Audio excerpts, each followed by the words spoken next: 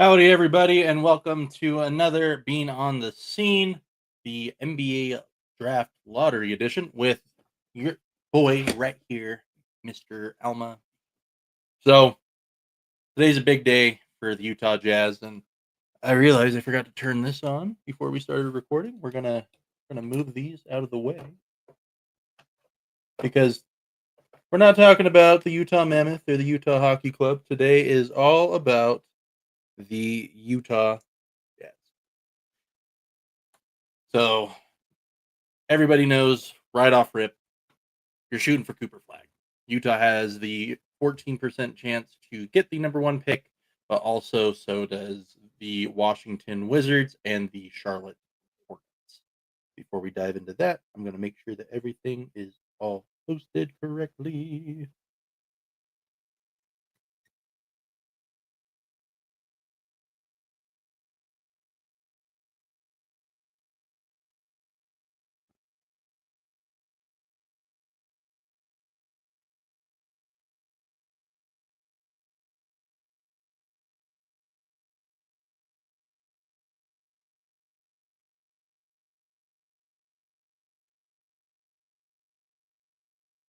All right.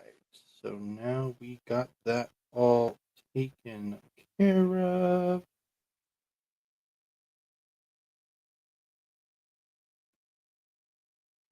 So big things that we're going to start talking about before the actual draft itself starts, which the lottery will start at 5 p.m. Eastern, which I have currently on here for copyright reasons. I will not be able to pull it up on the screen, but I do have a little chart that already has where the teams currently are with their current draft projections. And then I will be updating that as it goes on, and I'll pull that up on the screen as well. Um, so as far as the percentages, just as a reminder, the Utah Jazz, they have a 14% chance at the number one pick, Washington Wizards with 14%, Charlotte Hornets with 14%, and now this is where you start seeing the decrease. The New Orleans Pelicans, they have a 12.5% chance. The Philadelphia 76ers have a 10.5% chance. The Brooklyn Nets have a 9% chance. The Raptors with 7.5%. The Spurs with their higher pick, the 6%.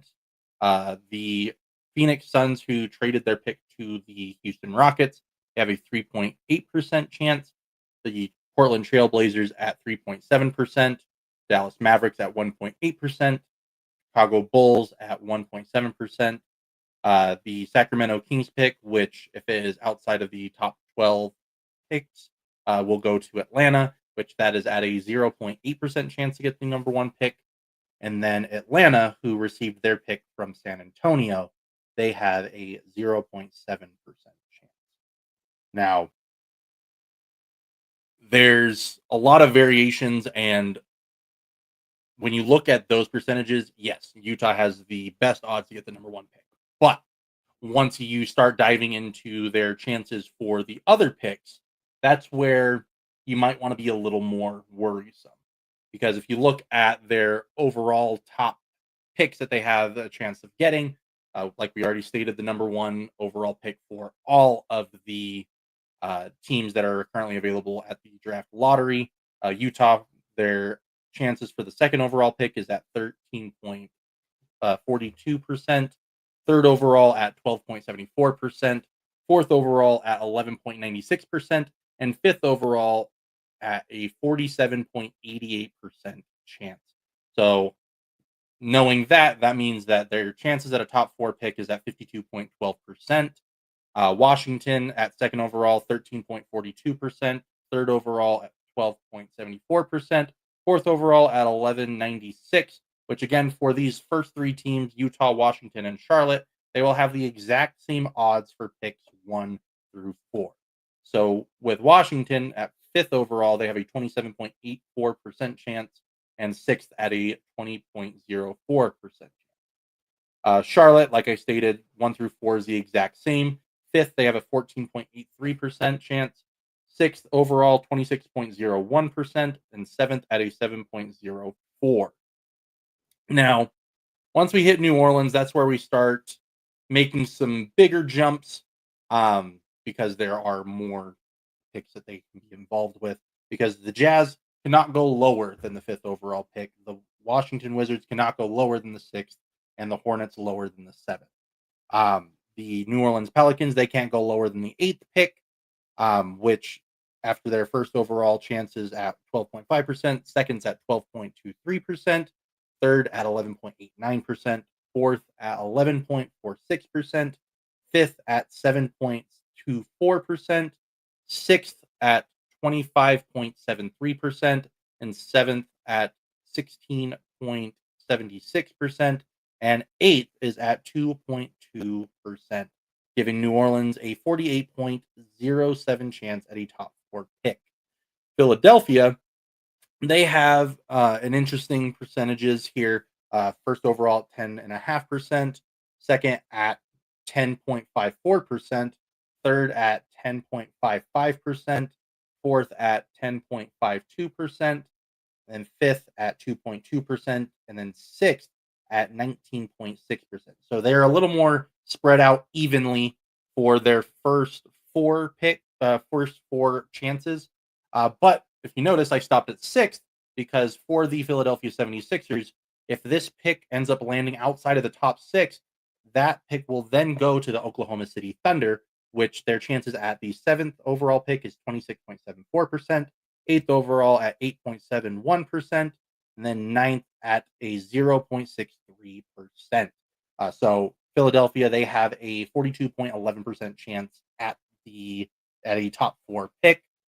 Brooklyn, they are at 9% at the first, 9.2% at the second, 9.41 at the third, 9.61 at the fourth, 8.62% at the sixth pick, 29.74% at the seventh pick, 20.56% at the eighth, 3.71 at the ninth pick, and a 0.15% chance at the 10th overall pick, giving them a 37.22% chance at a top four pick.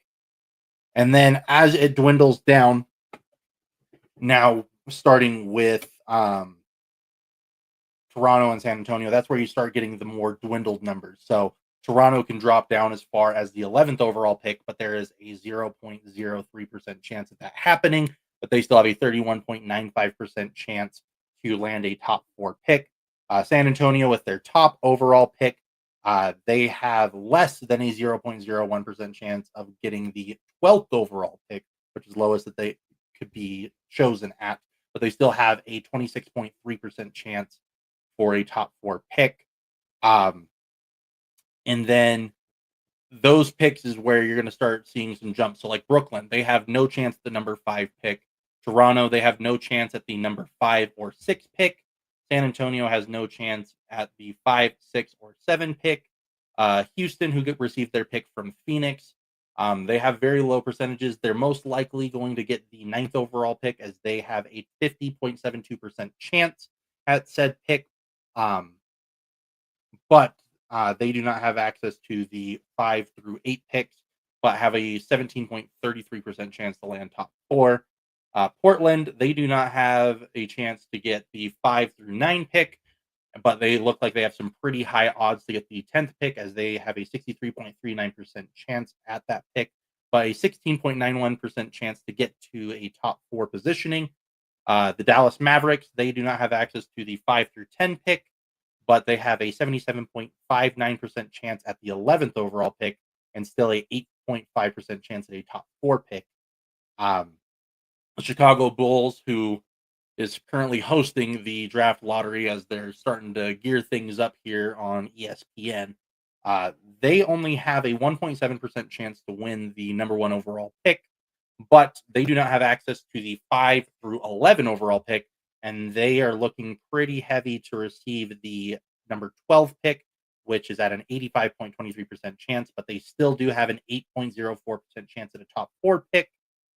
Sacramento, they do not have access to the 5 through 12 pick. So if they want to keep their pick, they have to shoot for a top 4 positioning, which they have a 3.84% chance at, but they are currently projected to get the number 13 pick at a 92.88% chance, which then will go to Atlanta. And then San Antonio, who also received their second pick in this lottery from Atlanta, they are slated at a 96.63% chance to get the 14th overall pick. They do not have access to the 5 through 13 picks, but they do have a 13.37% chance to receive a top 4 pick. Now, I ran a bunch of simulations earlier today. I just wanted to see how true to these projections they truly were. And I will say, if you're a Utah fan, these projections are not necessarily in your favor. As far as the number 1 overall pick, in order from the percentage projections, the Utah Jazz, out of 100 simulations that I ran, got the number 1 pick 8 times. The Washington Wizards got it 11 times. The Charlotte Hornets got it 13. The Pelicans 11 times. The Philadelphia 76ers got it 21 times. Brooklyn Nets at 6. Toronto Raptors at 7. The Spurs with their top pick at 12. Or not their top pick being 12, but receiving the number 1 overall pick 12 times. The Houston Rockets with 3. Portland Trailblazers with 2. Dallas Mavericks with 2 as well. Chicago Bulls with 1. The Sacramento Kings did not receive the number 1 overall pick in any of the simulations. And then the San Antonio Spurs final pick at number 14 received the number 1 overall pick 3 times. Now, as far as the top 4 pick, if you are one of the teams that are currently in that top 4 range, even though everybody wants to shoot for Cooper Flag, you do have to recognize that it's not just a one-player draft.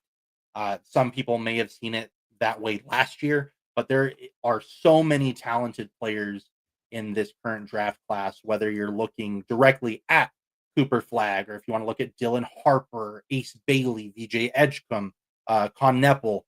Those are some guys that are really great players that are going to make large impacts on their teams. And I mean, I even have players listed here that I'll get into later that I do expect to make an appearance in those lottery positionings in this year's draft in June.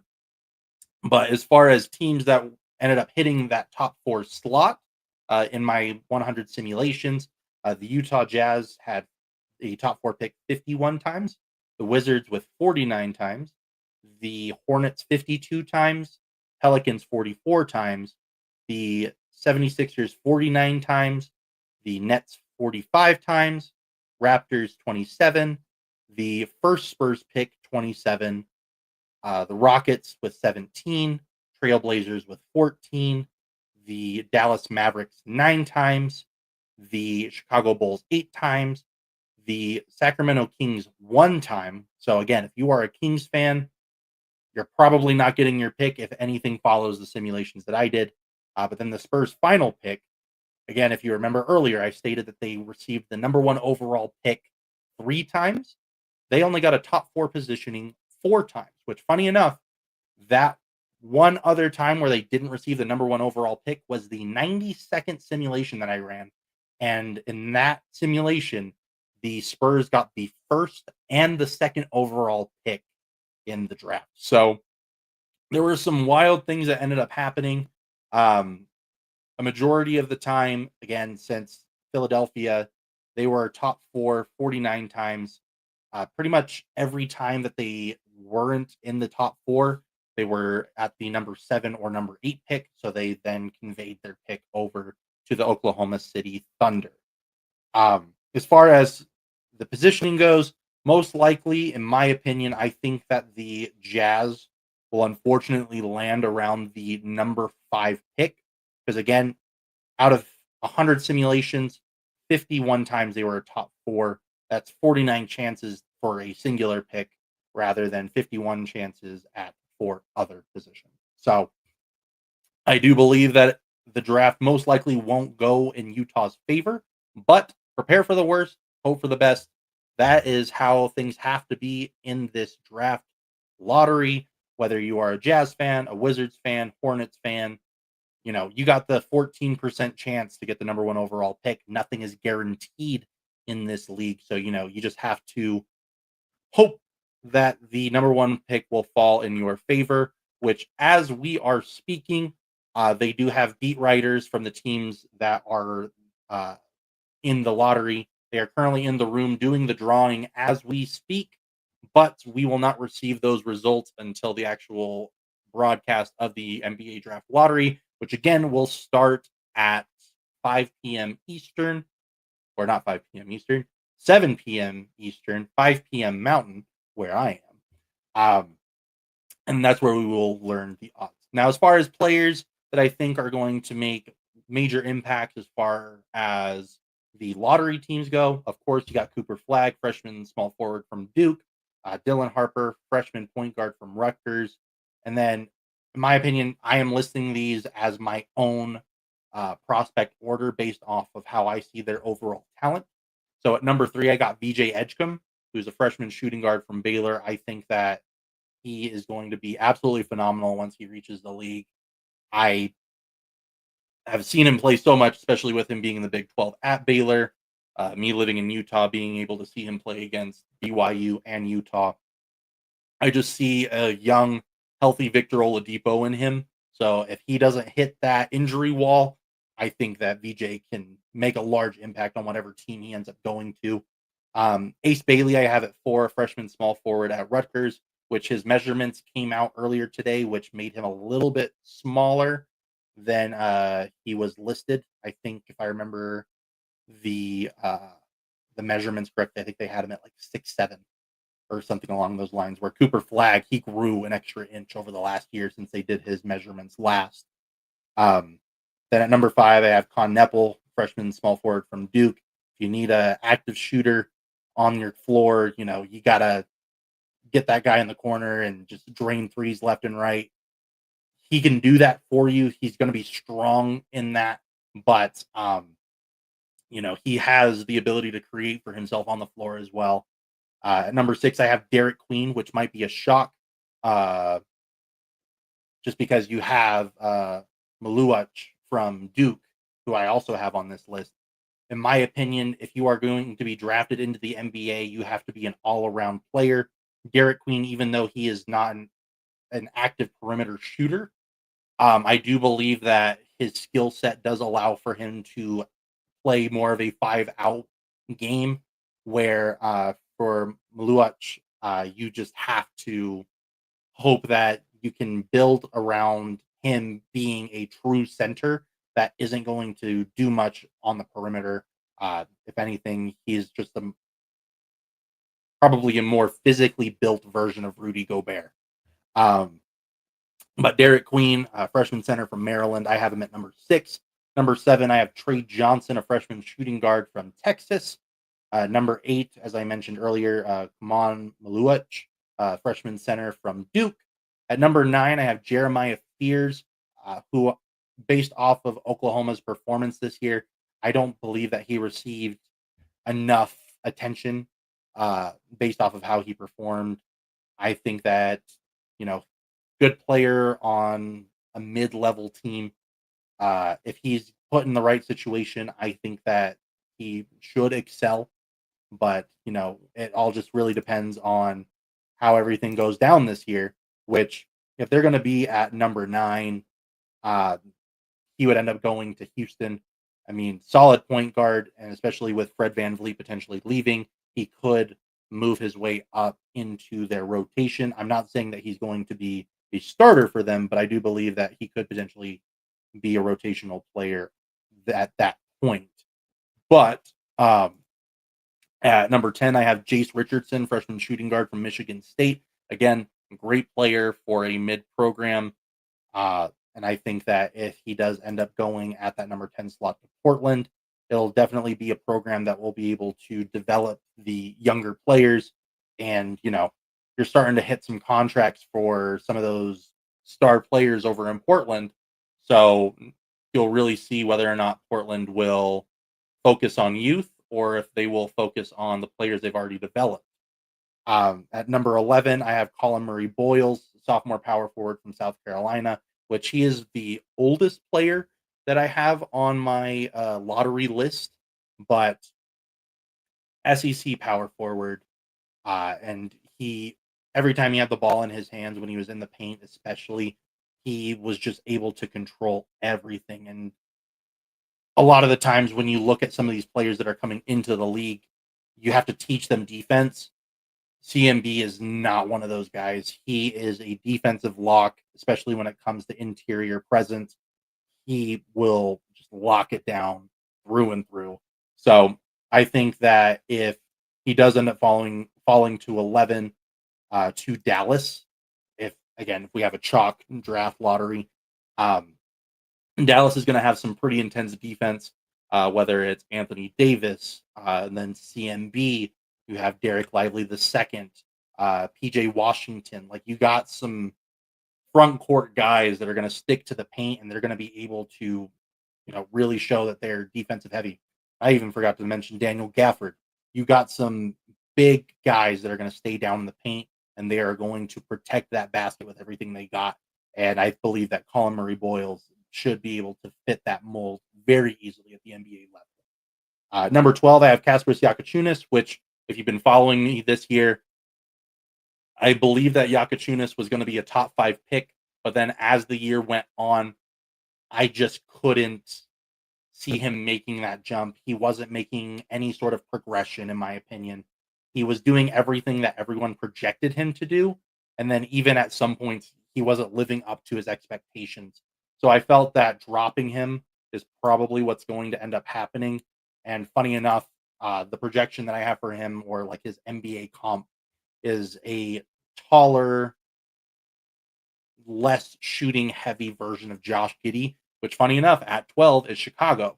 So if you end up drafting a guy like Jakučiūnas, um, and having him learn from Josh Giddey, I think that it could really have him develop his skill, especially since he was a freshman at Illinois. Not too much heavy competition over there in the Big Ten, but um, I think that Jakučiūnas, if he ended up making his way to Chicago, learning from Josh Giddey, I think it would be a great fit for him. Number 13, I have Asa Newell, freshman power forward from Georgia. Uh, just I really struggle to say anything bad for any Georgia player, and he just consistently was their lifeline throughout the entire year. So having Asa Newell, if they do end up going at 13, he would end up staying in Georgia as he would be going to the Atlanta Hawks. So you wouldn't have to really move too much. You would still have that local fan base from UGA. And I mean, overall, as a power forward, uh, you would probably see Newell as a backup immediately, just because you have to find your space in between Clint Capella and Dyson Daniels, who's been shifted a little bit around. Um, but overall, I think that Asa Newell will be a perfect fit for the Atlanta Hawks. Now, at number 14, um, I have Liam McNeely. I don't believe that he would be a great fit for San Antonio. But I do believe that as far as overall talent, he would be the number 14 prospect on my list, just because, again, similar to Con Nepal, McNeely, he is an active shooter on the perimeter. He is going to be able to deliver without question. And coming from a program like UConn, you know that he already has professional tendencies. So when he does get on the court, no matter what team he's going to be playing for, I believe that McNeely is going to be an immediate plug and play type of guy. But again, I don't necessarily see him as a fit for the San Antonio Spurs. But, you just have to take a look at the guys that are going to be available at that time. If you are going to take somebody that I think should maybe go to San Antonio with that 14th pick, I would look at maybe like a Nique Clifford from Colorado State. He is on the older side. He is a senior small forward, and he is on the shorter end of a small forward position at 6'6". Or, maybe draft a guy like Walter Clayton Jr. from Florida, who just won the national championship. Again, he is on the older side, but he is a point guard. And I mean, you already have Fong Castle, who won Rookie of the Year this year at that position. But I do believe that guard play will play in San Antonio's favor, especially since there's so much of a commitment at their front court. But you could also go with a guy like Carter Bryant from Arizona. He could easily be a plug and play guy for San Antonio. So overall, I think that there are some really good options there for the Spurs with their second pick. But overall, I think that Liam McNeely, he is the 14th best player in my eyes for this upcoming draft class. Now, we're about 30 seconds away from the broadcast for the draft lottery. One last thing before we end up getting into that broadcast. One thing that was said earlier by our friend at KSL Sports, Ben Anderson, he stated that an early indicator that the Jazz will have slipped to the number 5 pick is if we see the New Orleans Pelicans at the 8th overall pick, the Charlotte Hornets at the 7th overall pick, and the Washington Wizards at 6th. So those are going to be some things that you're going to have to keep an eye out for during this process. I really hope that we don't see those numbers come on up, but it's just going to happen. So we are now going to share our screen, and we're going to go ahead and look at our tier list. So as far as this list goes, as you can see, I already have it listed as far as if we were to have a chalk draft, the exact order it would be in. And then these logos down here will be if anything changes. You might see a couple of extra Jazz ones. Only reason why that is because I accidentally clicked the same load file 3 times. For some reason, this one was larger than the other ones, but oh well. So now they're doing their whole intro. They're showing all these draft prospects. They just showed Trey Johnson hitting a 3-point shot and showing the balls going around in their little, I don't even know what to call it, their mechanism, the air bubble. But I'm really curious how you guys are feeling. If you guys are hopeful for your teams, whether you're a Jazz fan, Wizards fan, Hornets fan, who are some guys that you think will be perfect for your team? Who would you like to see your team draft? Is there any optimism that you may have, or are you skeptical that your team may come out with the pick with your best percentages? Let me know. Put it in the comments, or reach out to me on X at AlmaBean23. There is a lot of different things going on here. But they are now showing the stage as, they got their whole panel. Again, me personally, I think the way that things are going to go down, I do believe that the Jazz will end up with a top 4 pick. I do not believe they will end up with the number 1 pick. Because if I go based off of the simulations that I did earlier, if we took the top 4 players or the top 4 teams that in those simulations, Charlotte had 52 top 4 presences, Utah 51, and then Philadelphia and Washington at 49. Now, if you take those numbers and put it along with the numbers for the number 1 overall pick, that means that we would be looking at the Philadelphia 76ers at the number 1 overall pick, and Charlotte at 2, Washington at 3, and Utah with the 4th overall pick. But again, I do believe that these top 5 guys, they are going to be franchise changing in a positive manner. Me personally, if Utah does not receive the number 1 overall pick, I want them to do everything in their power to get BJ Edgecombe or even like an Ace Bailey. Just because if you bring in Ace Bailey, you don't have to necessarily worry about what's going on with John Collins' contract. And then he can just make his way in there. Plus, Taylor Hendricks is making his way back to the roster this year after breaking his leg early in the season. So you just got different things that you can look forward to as far as this draft. But it's nerve-wracking. Because in my opinion, if the Jazz don't get the number 1 overall pick, I'm sure I'll turn on the news and there will be riots in downtown Salt Lake City. And I'm sure that there will be something similar for Washington and Charlotte. They're a little more present in the draft lottery more than the Utah Jazz are historically. Um, but uh, I don't think that there will be as much of an outlash if the Charlotte Hornets or the Washington Wizards don't get the number one overall pick. But everybody wants the shiny prize, so you do what you got to do.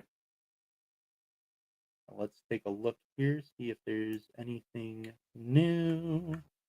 See if y'all are saying some stuff, asking any questions, which again, feel free. I know I got a larger hockey following on social media. So for those of you that decided to tune in and want to maybe learn some basketball, I am thankful that you guys decided to tune in. And for the basketball fans that are here that maybe want to make that Utah connection, the hockey team that is here, the NHL team, formerly known as the Utah Hockey Club, which at the time of the NHL draft they were known as, but now are now known as the Utah Mammoth. They had the 14th best odds to move up in the draft as much as they could, which in the NHL's format, you only can move up a maximum of 10 spots. But the Utah Hockey Club, they ended up making that jump. And going into the draft, there was a 3.1% chance for that to happen. They do two separate draws, one for the first overall pick, one for the second overall pick. And since Utah won the second drawing, there was only a 1.5% chance for them to make that move. And they did that no problem. So they are now having to essentially scratch what they scouted because they're going to have an opportunity to look at some better players. But there have been some fans out there of both the Jazz and the Mammoth saying that maybe the Mammoth took all of Utah's luck because they did end up winning that secondary lottery. So, and even some fans were stating that the general manager of the Utah Mammoth, Bill Armstrong, maybe he should be representing the Utah Jazz out in Chicago because of that luck that they had. But it'll be Ashley Smith who will be representing the Utah Jazz tonight out in Chicago. And for those of you who are unfamiliar with who Ashley Smith is, she is the wife and owner of Ryan Smith. Well, wife of Ryan Smith. I guess you could call her the owner as well, because happy wife, happy life. But Ryan Smith and Ashley Smith, they are the head individuals of SEG, who is the company that owns the Utah Jazz.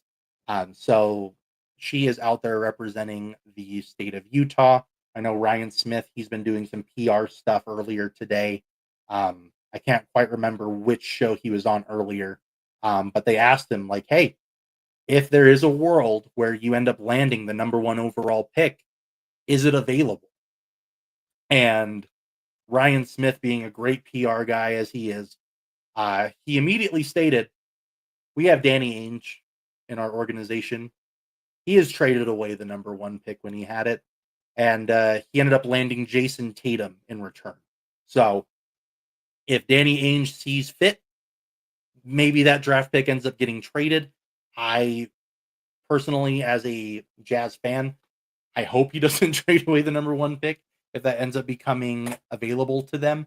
But I would not want to be in the room when that happens. And if the number one pick is traded away, you better get one big haul, because if Cooper Flag is exactly what he's shown and what they say he is, you want that franchise changing player on your team. So it looks like they are now speaking with Dylan Harper and Ace Bailey. Shams, who is now a member of ESPN, which I still have to remind myself that he is employed by ESPN now. Talking to the two Scarlet Knight teammates of Rutgers. I do anticipate these guys, especially Dylan Harper, to at least go number 2, depending on what team is there. But most likely he would probably be the second overall pick. Ace Bailey, I think there's a little more leeway with him, especially given the measurements that came out today. We'll just have to see how he does in the combine and if he's able to live up to the hype that he had at Rutgers. But man, They are really taking their time with getting everybody out there. According to the timer that we have here, they will have the reveal in about 8 minutes. So again, if you want to chime on in, or if you got questions, or want to get some thoughts on something, by all means, throw it in the comments, or uh, say make a comment on X or whatever you end up finding. So by all means, we are an open book over here. So it looks like they got Zion out there. Looks like Hakeem Olajuwon. Having oh, look at that. We're going to commercial, and they said that the lottery order will be revealed. Which, I mean, knowing timing wise, I really hope that they do it straightforward rather than, doing what some other leagues do where it'll be like, oh, here's the first four picks and commercial break analysis, come back, four more picks, break analysis, come back. Um, but yeah, like I said, I think that the order that we're going to see is going to end up being uh shoot, Philly, Charlotte, Washington, Utah, and then maybe like San Antonio jumps up to 5. That's where I think it's possibly going to be. Uh Putting that out there so then I don't get disappointed. But whew. But with this draft lottery, once it is all said and done, we do have the draft, which the first round will be on Wednesday, June 25th at 8 p.m. Eastern, so 6 p.m. Mountain. And then the second round will be on Thursday, June 26th, again at 8 p.m. Eastern, um, and then 6 p.m. Mountain. So something that you get to look forward to, especially if you are a fan of said draft. A lot of talent in this go around, but me personally, I'm really curious, given how I've recently gotten into card buying and such. I want to know what the market would be for these type of players. Like I know that Cooper Flag, he's going to be heavily sought after no matter what team he's on. But will that same effect trickle down for maybe say Dylan Harper, Ace Bailey, VJ Edgecombe, Trey Johnson, Derek Queen? Will those guys have a large market in the card world? Because like when you look at some of the cards that are out there, I mean, some of these rookie cards you're seeing sell for like $100 raw before they're even graded. So it'll be interesting to see when we're going to receive that first iteration. I'm sure it'll probably come out probably around like August, September-ish. But you best believe that when it happens, I'm going to go out there on the market and see if they are available, since I did find a really great card shop down in Sandy, Overtime Cards. They are phenomenal. They've helped me so much. So if you're a card fan and you are in Utah and you are within driving distance or willing to drive to Sandy, highly recommend them. They sell a lot of rare cards. They do a lot of individual slabs. They also offer guidance for PSA grading. And they have some really nice deals on some box sets, especially if you are um, looking at the hobby sets or if you're just looking for retail. They got a little bit of everything there. So looks like they are showing the players here. So let's take a look. They're re-showing the odds, which again, Jazz, Wizards, Hornets 14%, Pelicans at 12.5%, and the 76ers at 10.5%. Whoa, everything went dark. Nets at 9%, Raptors 7.5%, Spurs at 7 or 6.7% chance, which they're accounting for the final pick they have. And then the Rockets, man, lost my breath there for a second. Oh, they are showing who's representing who. Keon Ellis for the Kings, Matas Buzelis for the Bulls. And then Rondo Blackman for the Dallas Mavericks, 4-time All-Star for them. Tumani Kamara for the Trailblazers. And then, like I stated earlier, Hakeem Olajuwon for the Rockets. Then for the Spurs, who do they got? They're taking their time with Hakeem.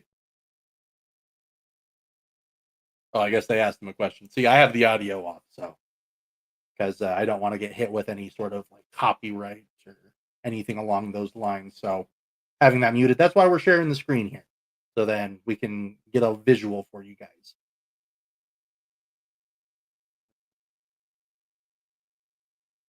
So for the Spurs, they got Mitch Johnson, who is their new head coach after Greg Popovich moved on to his new position with the front office. Masai Ujiri, the Raptors president, which I'm sure I butchered that name. Jordy Fernandez, the Nets head coach. Jared McCain, the 76ers guard, which in my opinion should have won Rookie of the Year if he wouldn't have gotten injured. Zion Williamson is there for the Pelicans. Looks like they might be asking him a question now. They're spending a lot of time zoomed in on him. He's got a big old smile on his face, and yep, they're asking him a question.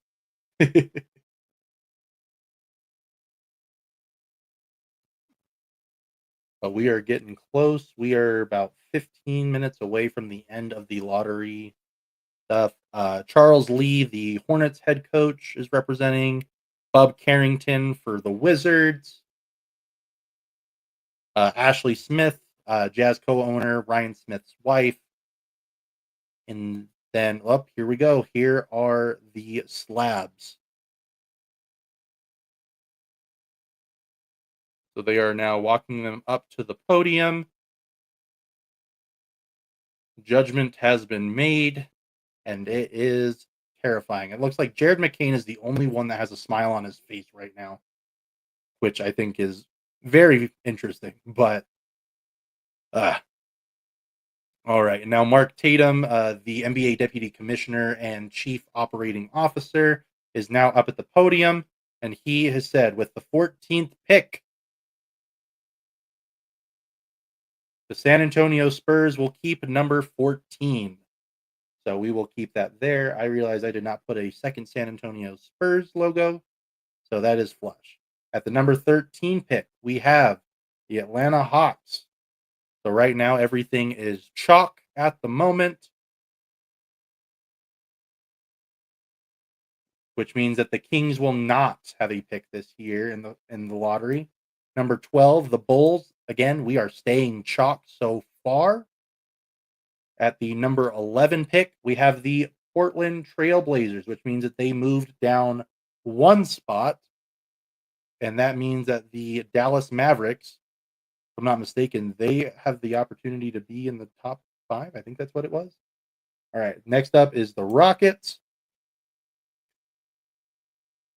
which they also had moved down a singular spot. At the number 9 pick, we have the Toronto Raptors, which means that they moved down two spots, which means that San Antonio has moved up. This is not looking good for the Utah Jazz, having two teams outside of the top 5 making their way upwards. The number 8 pick, we have the Brooklyn Nets. So if this next pick is not Philadelphia, it's the New Orleans Pelicans. Move those around. So that means that Philadelphia will have a top 6 pick in this upcoming draft. Up the Wizards are going to be number 6.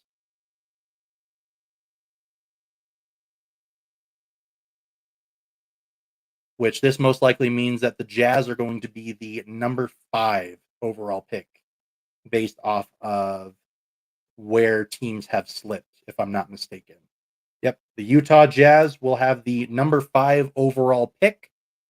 So that means that the top 4 will consist of the Dallas Mavericks, the San Antonio Spurs, the Philadelphia 76ers, and the Charlotte Hornets. So it's kind of falling in line with what I had done in my simulation. Is it what I wanted? Absolutely not. But I know that based off of the teams that are available, a lot of fans are going to be asking a lot of different questions, especially since it is the Dallas Mavericks. I know that there had been some jokes um, on social media where it was saying something along the lines of, if the Dallas Mavericks trade away Luka Doncic, then we're going to give you Cooper Flag so then you can rebuild your franchise. It's not going to be a long rebuild as you may think. Um, so with the two simulations that I did that ended up having Dallas, trying to scroll up for them, one of them will not happen because it was Dallas with the first overall pick, Brooklyn, Charlotte, and then Houston. And again, these are just when Dallas landed the number one overall pick. And then this other one also won't happen because it was a wild ride, as it was the Dallas Mavericks, Utah Jazz, Chicago Bulls, and New Orleans Pelicans. So, and based off of the simulations that I ended up doing, there were only 9 out of the 100 simulations where the Dallas Mavericks had a top 4 pick, which that one is a little harder to find, but we're going to look around, see if any of them fall in line with what I had before they come back from their break.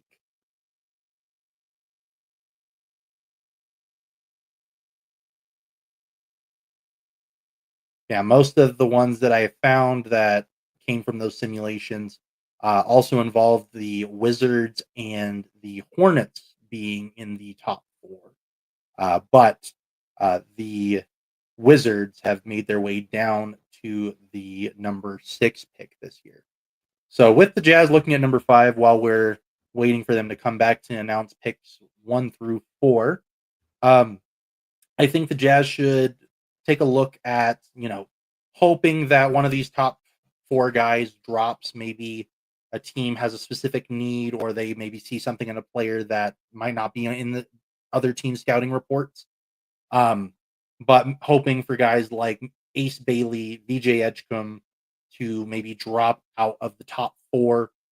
Um, but if they do end up falling, maybe taking a guy like Trey Johnson, or even this might be a bit early to take him, but maybe Colin Murray Boyles or even Derek Queen. I think that those guys would probably fit within Utah's system pretty well. But there is still a lot of young talent that is coming back for Utah.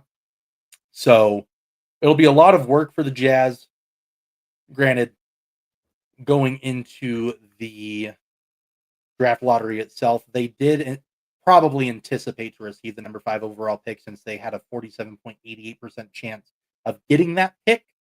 Um, but, you know, you got to go back and look at the scouting report, look forward to the combine, and see who really shows out and, who you can keep under wraps, because you don't want somebody to maybe see a sleeper and, maybe take them at number 5 or something along those lines. So right now they are showing a throwback uh, video of the 1985 draft lottery where the New York Knicks ended up winning.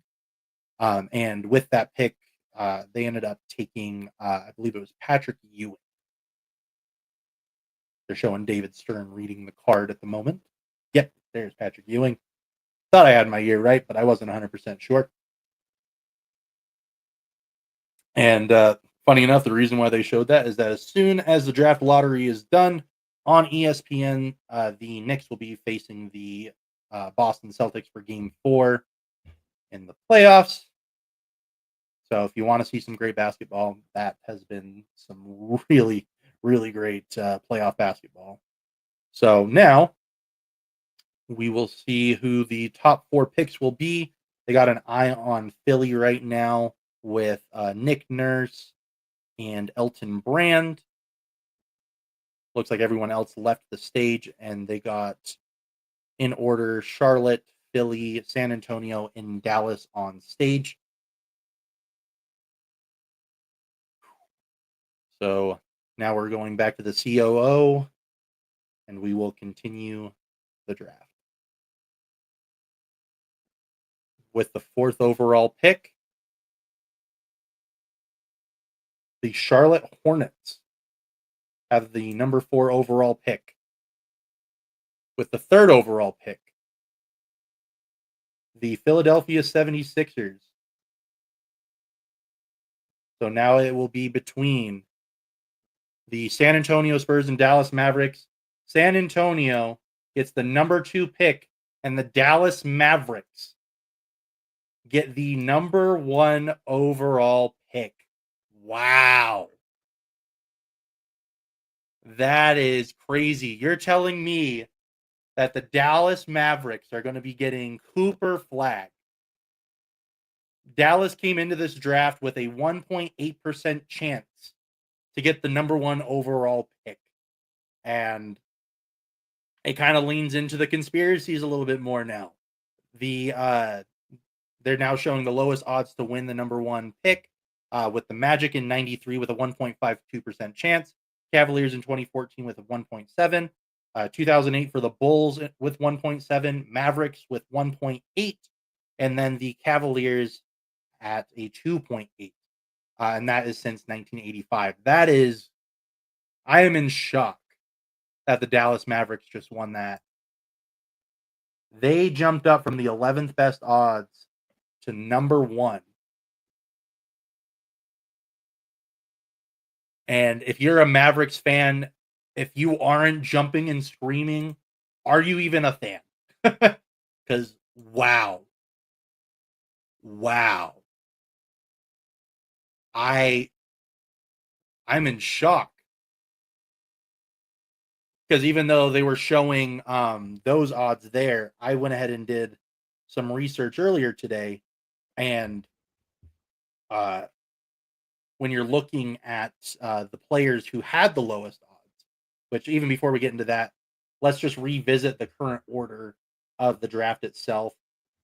San Antonio stayed at number 14. Atlanta stayed at 13. Chicago stayed at 12. The Trailblazers moved down to 11. Rockets down to 10.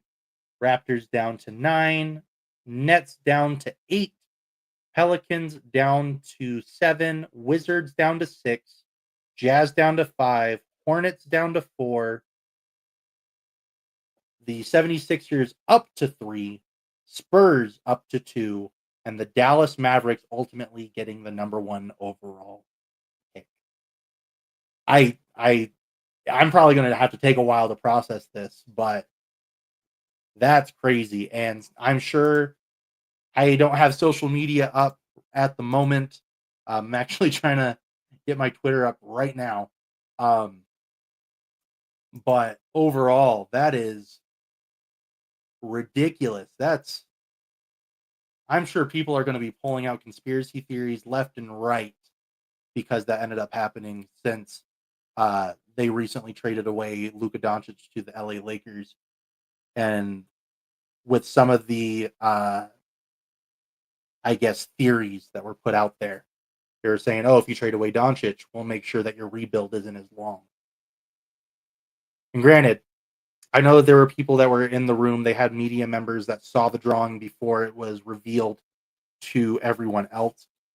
But I can only imagine the media members that aren't involved with Dallas, what their thoughts are for that draft lottery. Because again, the way that the lottery works, there's a combination of numbers that are given to each team. And I mean, 1.8% chance. Wow. Now, as far as players that have been drafted when their team has had those lower odds, you look at the Orlando Magic, they had Chris Webber, which he ended up traded to the Golden State Warriors, which eventually led to Penny Hardaway going over to the Orlando Magic. Now, as far as Chris Webber goes, amazing player, but as far as immediate turnout, it was not good, just because he did have his fallout with Donnie Nelson. and ended up getting shipped out the year after. And then at the 1.7% with Chicago, you have Derrick Rose. Even though he's a phenomenal player all around, youngest MVP in the league's history, um, you know, Derrick Rose knees. It, every NBA fan, you mention his knees, and you're going to get sadness because you knew how great of a player he could have been. I mean, he still had a very serviceable career, just retiring this year. Um, but again, he ended up playing, what is that, like 17 years? So I mean, serviceable player, but again, injury prone. Then you have Andrew Wiggins that follows that up. Um, Granted, he ended up getting traded because LeBron going back to Cleveland. So that ended up sending Wiggins from Cleveland over to Minnesota, which his time in Minnesota did not turn out very well. Kyrie Irving, yes, he did end up being the phenomenal player that he currently is. But you had your fallout in Cleveland. So again, you're noticing a trend that there's either injuries or something's wrong within the program. Risa Shea, it's still too young to tell, but I mean, it's still not the top player that you were necessarily wanting, especially when it comes to the history of the number one overall pick. Then you have Kenyon Martin, which I mean, the 2000 draft is probably one of the worst in league history. I think there's only like two major All Stars that I can really think of, and that is him and Michael Redd. And Michael Redd was a second round draft pick. Um, but then you also have Greg Oden, which again, injuries hit him. Zion Williamson, injuries hit him. Andrew Bogut, uh, granted, he ended up becoming a champion with the Golden State Warriors, but that ended up taking roughly about 10 years, and he was becoming injury prone at that time. And then you have Andrea Bargnani, which, if you're a Knicks fan, you never want to hear that name ever. But again, the players that have been taken with that first overall pick, there's not a good trend with them. So I am hoping for Cooper Flagg's sake that that is not the case. But uh, yeah, again, I am still in shock that Dallas got the number one overall pick. So now my curiosity is going to kick in. Would the Dallas Mavericks entertain any sort of trade for that number one overall pick? Because Danny Ainge is Danny Ainge. He has draft picks galore. Do you think that the Dallas Mavericks, who don't have a lot of draft capital, do you think that the Dallas Mavericks would be willing to move that number one overall pick, even with it being Cooper Flagg? Or do the Jazz maybe try and move up with, say, Philadelphia or Charlotte? Um, Again, I'm still I'm still speechless on this entire thing.